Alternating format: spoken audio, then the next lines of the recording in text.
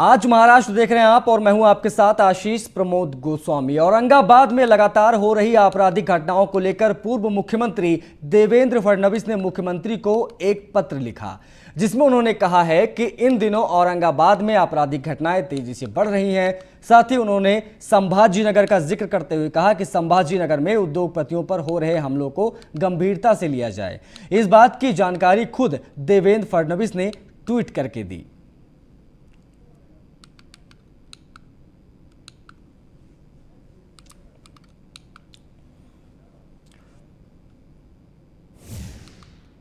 महाराष्ट्र में मुंबई मनपा समेत करीब 10 महानगर पालिकाओं के होने वाले चुनाव से पहले सियासी टकराव की जमीन तैयार होनी शुरू हो गई है। ताजा विवाद केंद्रीय मंत्री नारायण राणे के 19 अगस्त को जन आशीर्वाद यात्रा के दौरान दादर शिवाजी पार्क स्थित शिवसेना प्रमुख बाल ठाकरे के स्मृति स्थल जाने की तैयारी से शुरू हुआ है। शिवसेना सांसद विनायक राउत ने कड़ी आपत्ति जताते हुए कहा है कि राणे जैसे विश्वासघाती व्यक्ति को बाला साहब के स्मृति स्थल जाने का नैतिक अधिकार ही नहीं है। बता दें कि राणे की जन आशीर्वाद यात्रा शिवसेना के प्रभाव वाले क्षेत्रों से गुजरने वाली है, लिहाजा उन्हें यह क्षेत्र विपक्षी पार्टी शिवसेना से दो हाथ करते हुए ही आगे बढ़ानी होगी।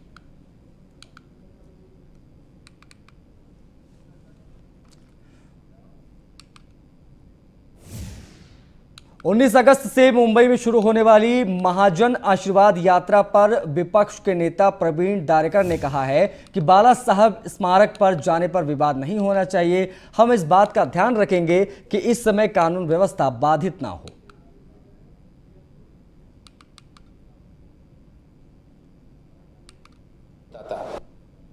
मुझे लगता है इसी तरह की आपत्ति जताना उचित नहीं है। बाला साहब राष्ट्र पुरुष है, हिंदू हृदय सम्राट है और सबके है। और विशेषता राणे साहब की राजकीय कारकिर्दी शुरू उनके हाथों से, उनके मार्गदर्शन से हुई है। आज भी बाला साहब रहते तो उनको आनंद ही होता था कि मेरा कार्यकर्ता देश में कैबिनेट मंत्री करके है। तो मुझे लगता है कि अगर बाला साहब के प्रति कृतज्ञता व्यक्त करने के लिए राणे साहब जाते होंगे तो बड़ा दिल करना चाहिए और इसी तरह का अटकाव करना उचित नहीं।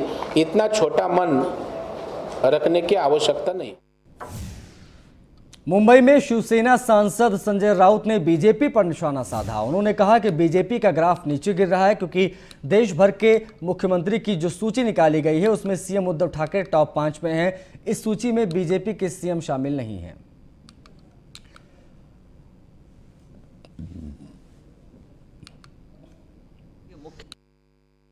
देखिए, मीडिया पोल नहीं मानता हूं मैं उसे,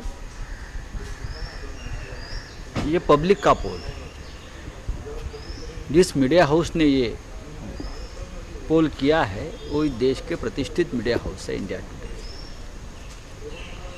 और इस पोल में फिर एक बार महाराष्ट्र के मुख्यमंत्री उद्धव ठाकरे जी टॉप 5 में अपना स्थान लेकर आए। तमिलनाडु के मिस्टर स्टालिन है, ममता बनर्जी है, उद्धव जी है, नवीन बाबू है। लेकिन मुझे आश्चर्य है कि भारतीय जनता पार्टी का एक भी मुख्यमंत्री, पॉपुलर मुख्यमंत्री इस टॉप 5 में नहीं है। महाराष्ट्र के उच्च एवं तकनीकी शिक्षा मंत्री उदय सामंत ने बीजेपी की जन आशीर्वाद यात्रा पर जोरदार हमला बोला है। उदय सामंत ने कहा है कि अगर बीजेपी महाराष्ट्र में 40 मंत्रियों को नियुक्त करती है तो भी शिवसेना को राज्य से खत्म नहीं कर पाएगी। जन आशीर्वाद यात्रा का महाराष्ट्र पर कोई असर नहीं पड़ेगा। कोरोना खत्म नहीं हुआ है, कोरोना का खतरा बना हुआ है, इसीलिए सभी को कोविड के नियमों का पालन करना चाहिए।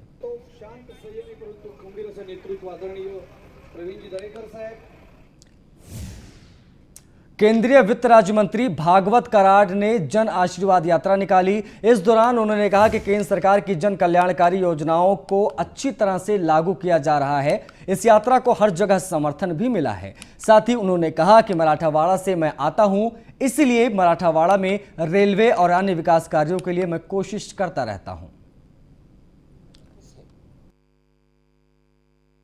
मैं मराठवाड़ा के विकास के लिए ये जन आशीर्वाद यात्रा खत्म होने के बाद डिविजनल कमिश्नर को बुला के उनके साथ एक मराठवाड़े के लेवल पे एक मीटिंग लेने वाला हूं।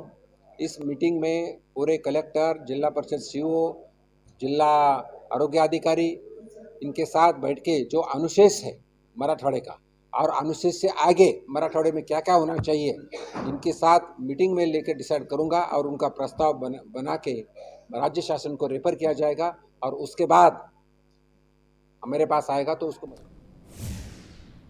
महाराष्ट्र के पूर्व गृह मंत्री और एनसीपी नेता अनिल देशमुख लगातार ईडी से भेजे गए समन को अनदेखा कर रहे हैं। 5वें नोटिस के बाद भी देशमुख ईडी के सामने पेश नहीं हुए। उनकी जगह उनके वकील इंद्रपाल सिंह ने ईडी के सामने जाकर उनका पक्ष रखा। अनिल देशमुख के खिलाफ ईडी ने मनी लॉन्ड्रिंग एक्ट के तहत मामला दर्ज किया है। ईडी उनके घर और दफ्तर पर छापेमारी भी कर चुकी है। अनिल देशमुख के वकील इंद्रपाल सिंह ने बताया कि हमने प्रवर्तन निदेशालय से अपील की थी कि जब तक हमारा मामला सुप्रीम कोर्ट में चल रहा है तब तक हमें पेश होने के लिए मजबूर ना करें। कोर्ट में अनिल देशमुख जी की याचिका एडमिट हुई है और उसमें उन्होंने निर्देश दिए हैं कि हम रिकोर्स ले सकते हैं अंडर सीआरपीसी या क्वेश्चनिंग में हम जा सकते हैं करके ऐसा एक रिकोर्स दिया हुआ है। और बाकी जो पिटिशंस हैं, कनेक्टेड मैटर्स हैं, उनके साथ में हमारा मैटर टैग है, उनके साथ में हमारा मैटर की सुनवाई होगी और जल्द ही सुप्रीम कोर्ट में हमारे मैटर की बाकी मैटर के साथ में सुनवाई होगी। तब तक हमने ईडी को रुकने के लिए कहा है। हर वक्त हमारे लेटर के अंदर हमने बार बार ईडी को कहा है कि हम जब तक सुप्रीम कोर्ट की सुनवाई नहीं होती हमें थोड़ा मौका दीजिए और सुप्रीम कोर्ट के निर्णय आने के बाद हम आपके सामने हाजिर होंगे और हम पूरा सहकार ईडी को कर। महाराष्ट्र में कोरोना के मामले कम होने के बाद सरकार की ओर से पाबंदियों में भी ढील दी जा रही है। हालांकि धार्मिक स्थलों को फिर से खोलने की अनुमति नहीं दिए जाने पर विधायक नितेश राणे ने ठाकरे सरकार पर जमकर निशाना साधा है। विधायक नितेश राणे का कहना है कि सरकार धार्मिक स्थल नहीं खोलती है लेकिन शराब की दुकानें खोल दी गई। नीतीश राणे ने तंज कसते हुए कहा कि महाराष्ट्र में मंदिर बंद रहेंगे क्योंकि महाराष्ट्र में हिंदू धर्म को चुनौती देने वाली सरकार है। हिंदू बनो, डरो, ये है उद्धव का नया महाराष्ट्र।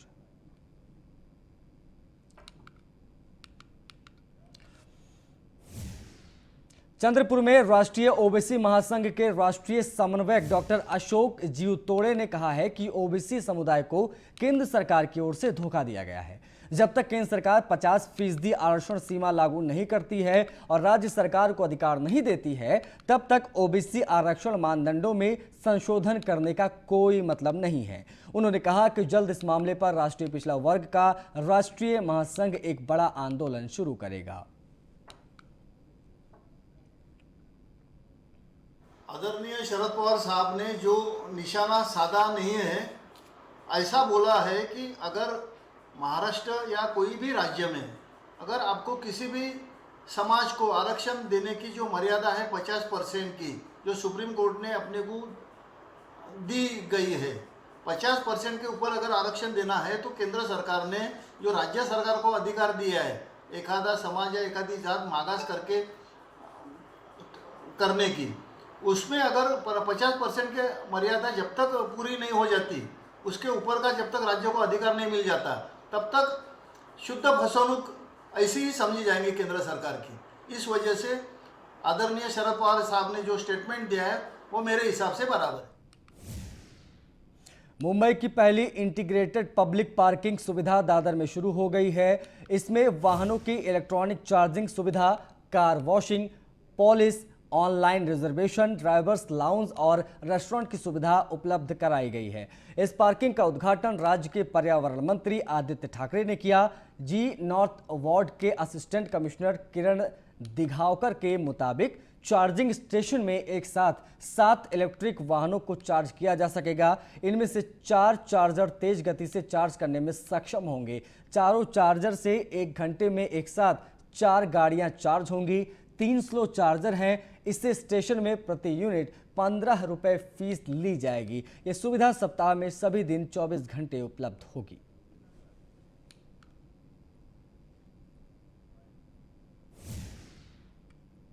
राजधानी मुंबई में कोरोना संक्रमण की दूसरी लहर थमने के साथ ही अनलॉकिंग की भी प्रक्रिया शुरू हो गई है। कोविड राज्य टास्क फोर्स के सदस्य डॉक्टर शशांक जोशी ने कहा कि मुंबई फिलहाल संक्रमण के सबसे न्यूनतम स्तर पर है।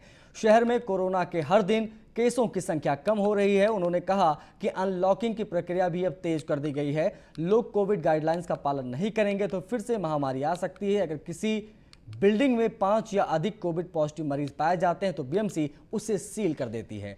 इस तरह अप्रैल के दूसरे सप्ताह में सील किए गए फ्लोर की संख्या 10,983 तक पहुंच गई थी, लेकिन अब यह घटकर 1,116 तक आ गई है।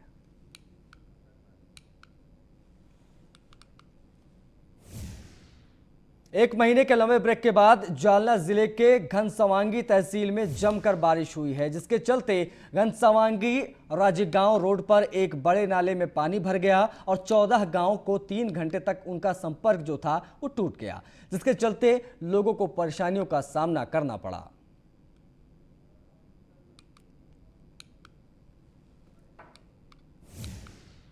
कोरोना में साधारण बच्चों को ऑनलाइन पढ़ाई करने में भी दिक्कतें आती हैं। वहीं पर दिव्यांग बच्चों को पढ़ाई में काफ़ी दिक्कतें भी आ रही हैं, जिसके चलते बच्चे परेशान हो रहे हैं। वहीं मामले में सामाजिक न्याय एवं विशेष सहायक विभाग के धनंजय मुंडे ने कहा है कि इस बारे में सरकार को सोचना चाहिए।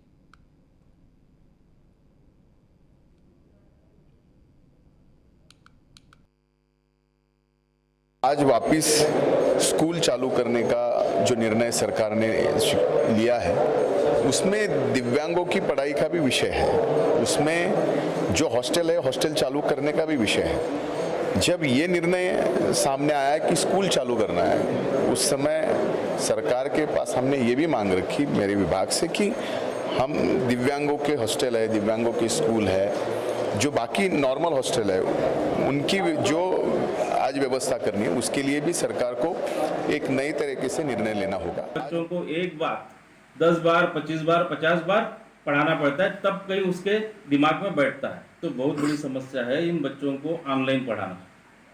एक तो बच्चों को मोबाइल का समझता नहीं है। बच्चों को आप ऑनलाइन किस तरह से पढ़ाएंगे, राज्य सरकार ने सोचा कि क्या इनके आगे का भविष्य क्या है, ये सारे सवाल को लेकर हम लोग आज न्यूज वन इंडिया के माध्यम से एक स्टोरी का जायजा लिया।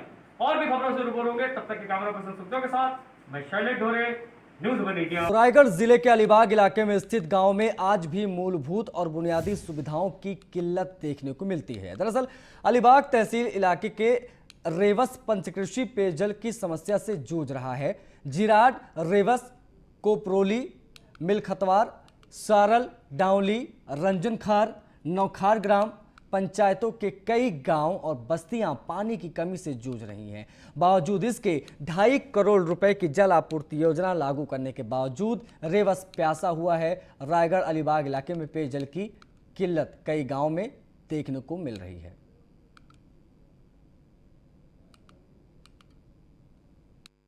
18 किलोमीटर तक वो सब गांव बिखरे हुए हैं और उसमें 15 ग्राम पंचायत आती है। उनके लिए पानी की बहुत सारी समस्या अभी ये अगस्त, मार्च, अप्रैल, मई, जून से लेकर अभी जुलाई, अगस्त भी आ गया, फिर भी पानी की बहुत बड़ी समस्या है। प्रशासन इसके ऊपर बहुत सारा काम देखने का कम गिर रही है। इसके लिए ये लोगों के लिए पानी की बहुत सारी समस्या आ रही है। हम लोग सभापति होके इसके पीछे जाके हमने एस्टीमेट भी बनाया है और एस्टीमेट बना के हमने जिला परिषद को भी दिया, लेकिन एस्टीमेट अभी तक उन्होंने फाइनलाइज किया।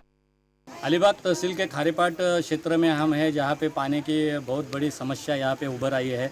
हमारे साथ कुछ महिलाएं हैं, हम उनसे बातचीत करते हैं। क्या कहेंगे, किस प्रकार की पानी की समस्या यहाँ पे है, पानी कैसे उपलब्ध होता है? हम लोग डोंगरी के ऊपर है, डोंगर पट्टी है हमारी, उधर हमारे उधर बहुत समस्या है और हम लोग को बावड़ी में पानी छोड़ते हैं, उधर से फिर इधर टंकी में छोड़ के देते हैं, टंकी में पानी, फिर उधर से फिर हम लोग को पास करते हैं। लेकिन वो भी लाइट बिट का ये रहता है, तो जब भी हम लोग का नहीं आता है। अभी बारिश है तो भी पानी नहीं मिलता है। पानी नहीं आता है बारिश में भी, पीने का पानी तो बिल्कुल ही नहीं, हम लोग को नीचे से लेकर आने को लगता है।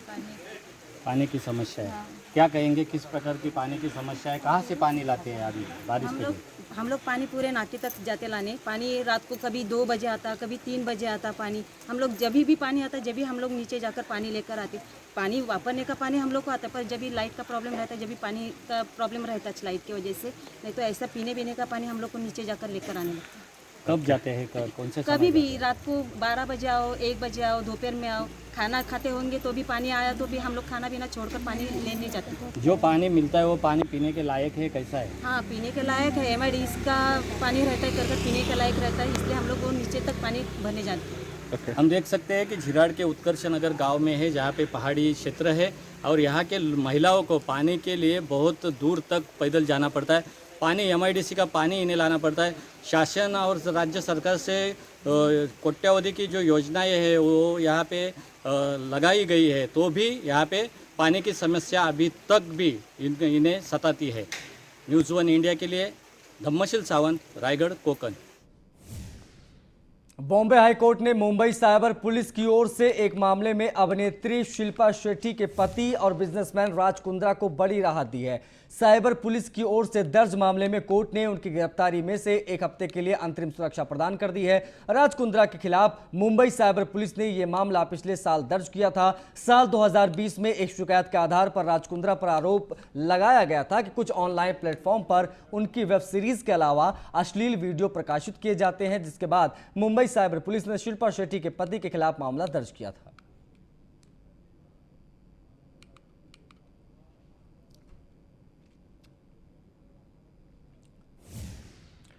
मुंबई में विवादित शो बिग बॉस OTT को लेकर एक बार फिर से दर्शकों के बीच काफी क्रेज देखने को मिल रहा है। इस शो के इस बार सलमान खान नहीं बल्कि film maker Karan Johar host कर रहे हैं। शो को लेकर लगातार नई खबरें सामने आ रही हैं। इस बार बिग बॉस के घर में बॉलीवुड की दिग्गज अदाकारा रेखा की एंट्री होने वाली है।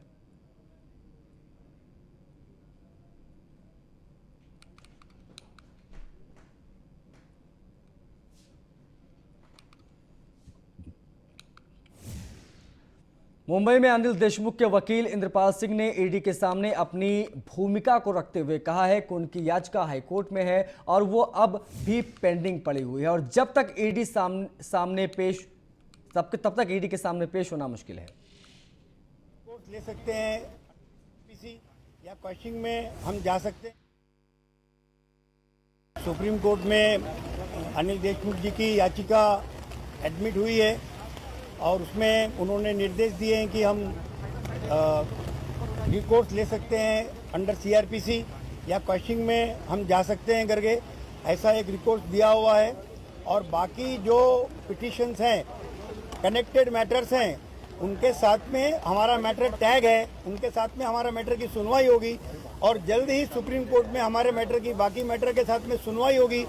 तब तक हमने ईडी को रुकने के लिए कहा है। हर वक्त हमारे लेटर के अंदर हमने बार बार ईडी को कहा है कि हम जब तक सुप्रीम कोर्ट की सुनवाई नहीं होती हमें थोड़ा मौका दीजिए और सुप्रीम कोर्ट के निर्णय आने के बाद हम आपके सामने हाजिर। अक्सर अपने बयानों को लेकर चर्चा में रहने वाली एक्ट्रेस स्वरा भास्कर ने एक बार फिर से विवादित बयान दिया है। उन्होंने हिंदुत्व की तुलना तालिबान से कर दी, जिसकी वजह से सोशल मीडिया पर अरेस्ट स्वरा भास्कर ट्रेंड कर रहा है और स्वरा भास्कर की गिरफ्तारी की मांग उठ रही है। बता दें कि स्वरा भास्कर ने अफगानिस्तान की मौजूदा परिस्थितियों को लेकर सोशल मीडिया पर एक पोस्ट लिखा है। स्वरा ने अफगानिस्तान की मौजूदा हालातों की तुलना भारत से की। ऐसे में कुछ लोग उनका सोशल मीडिया अकाउंट सस्पेंड करने की मांग कर रहे हैं, तो कोई चाहता है कि उनका बायकॉट किया जाए।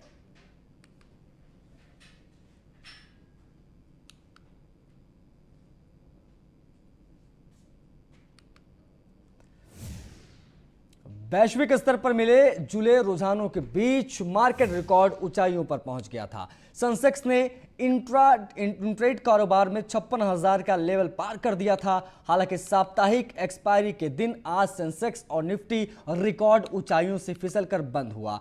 आईटी स्टॉक्स में तेजी से मार्केट को सहारा मिला, लेकिन बैंकिंग शेयर में जमकर बिकवाली रही। कारोबार बंद होने पर आज सेंसेक्स 162.78 अंकों की गिरावट के साथ 55,629.49 और निफ्टी 45.75 अंकों की फिसलन के साथ 16,568.85 पर आकर बंद हुआ। सेंसेक्स आज 56,118.57 के रिकॉर्ड ऊंचाई तक पहुंचा था, लेकिन यहां से 489.08 अंक फिसल कर बंद हुआ।